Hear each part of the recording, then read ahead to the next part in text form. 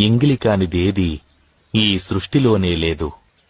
రంగనాథుడికి ఎంతో ఇష్టమైన ఆవుపాలు ముందుగా ఆవుదూడ ఎంగిలి చేస్తుంది కదా.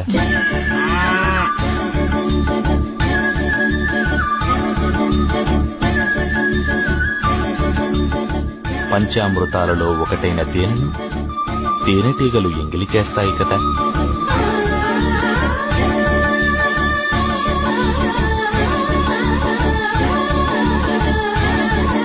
రంగనాథుడికి సమర్పించే విరిపూలను తుమ్మెదలు ఎంగిలి చేయవా?